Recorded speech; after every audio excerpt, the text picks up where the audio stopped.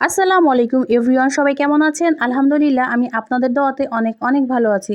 তো নতুন আরও একটি ভ্লগ নিয়ে চলে আসলাম আপনাদের মাঝে। আমি এখানে বাসাতে তরমুজের জেলো পুডিং বানিয়েছিলাম। তো সেটাই আজকের এই ভিডিওতে শেয়ার করব। আশা করছি আমার সম্পূর্ণ ভিডিওটির সাথেই থাকবে। তো এই পুডিংটা বানানোর জন্য আমাদের প্রধানত একটা তরমুজ লাগবে। তো তরমুজটাকে আমি প্রথমে ছোট করে কেটে নিয়েছিলাম, যতটা ছোট করা যায় তাহলে একটু ব্লেন্ড করতে সুবিধা হবে।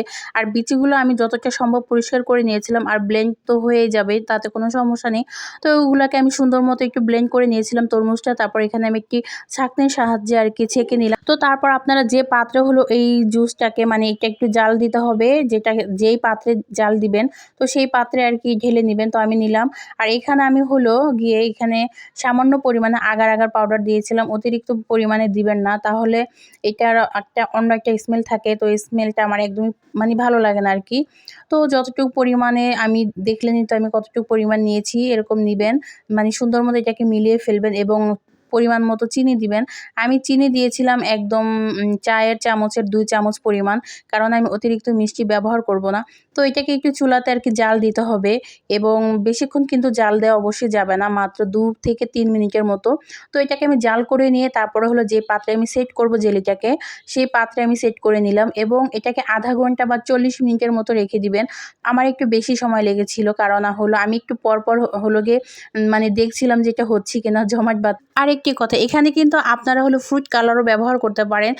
আমার তরমুজের কালারটা কিন্তু একদমই অনেক লাল ছিল, তো এই জন্য আমি ব্যবহার করিনি। আমি এনেছিলাম ব্যবহার করার জন্য, কিন্তু আমি যখন দেখলাম যে না, তরমুজটা একদম লাল ছিল, তো এই জন্য আমি আর ফ্রুট কালার ব্যবহার করিনি। আপনারা লাল ফ্রুট কালারটা ব্যবহার করতে পারেন, এটা আপনাদের চয়েস। তারপরে দেখেন এই যে আমার জেলিগুলো একদম রেডি। কি সুন্দর হয়েছে না দেখতে? মানে এইটা না আমার খেতে না যতটা ইচ্ছা, মানে দেখতে আমার অনেক বেশি ভালো লাগে। আর আমি যেহেতু এই প্রথম এই জেলিটা বানিয়েছিলাম, মানে আমার কাছে মানে আমি অনেক বেশি কৌতূহল ছিলাম এই জিনিসটা নিয়ে যে আসলে হবে কিনা। তো দেখলাম না, মাশাআল্লাহ আলহামদুলিল্লাহ অনেক বেশি ভালো হয়েছে। আমার অনেক বেশি মানে এই জেলিগুলো বারবার ধরছিলাম আমি। আমার খুবই ভালো। তো এখানে তো আমার জেলিটা রেডি। এখন তো আমার পুডিংটা বানাতে হবে, মানে এই জেলিটা যে আমি পুডিংয়ের মধ্যে দিব। তো এই জন্য আমার একটা ফ্রাই প্যানে আমি ২ কাপ পরিমাণ মতো দুধ নিয়েছিলাম। তো তারপরে এই দুধটা আর কি, তখন আমি চুলাটা কিন্তু জ্বালাইনি, আগে ফ্রাই প্যানে রেখেছিলাম এবং এখানে ২ টেবিল চামচ চিনি দিয়েছিলাম এবং ওই একই পরিমাণ মানে একটু আগার আগার পাউডার দিয়েছিলাম। তারপর এই জিনিসগুলোকে খুব ভালো মতো মিক্সড করে আমি চুলাতে দিয়েছিলাম। আগে কিন্তু চুলাতে আমি দেইনি।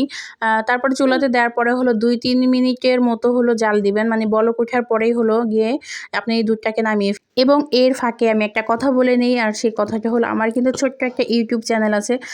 যারা আমাকে পছন্দ করেন বা আমাকে একটু হলেও ভালোবাসেন বা সাপোর্ট করেন, তারা, আমি আশা করছি সবাই আমার ইউটিউব চ্যানেলটাকে গিয়ে একটু সাবস্ক্রাইব করে আসবেন প্লিজ।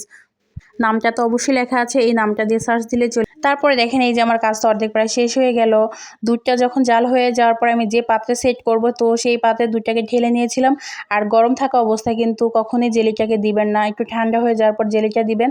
দেওয়ার পরে আমি কিছুক্ষণ মতো বাইরে রেখেছিলাম, একটু ফ্যানের বাতাসে অনেকক্ষণ ঠান্ডা হওয়ার পরে আমি ফ্রিজে রেখে দিয়েছিলাম। এবং সকালবেলায় যে দেখেন অবস্থা, কি সুন্দর হয়েছে মাশাআল্লাহ। মানে আমি প্রথম কিন্তু এই জিনিসটা বানিয়েছি, আর পুরাই পারফেক্ট হয়েছে। আসলে খাবো কি ভাই, এটা দেখেই শান্তি। এই জিনিসটা যদি আমি আগে পারতাম তাহলে তো আমি রমজানে অবশ্যই প্রতিদিন বানিয়ে খেতাম, কারণ এই ডেজার্ট আইটেমটা আমার মনে হচ্ছে মানে রোজার মধ্যে সারাদিন না খেয়ে থেকে এই জিনিসটা খেলে আসলে খুব ভালো লাগতো। তো যাই হোক, এখন যেহেতু বানাতে পারি ইনশাল্লাহ সামনে থেকে।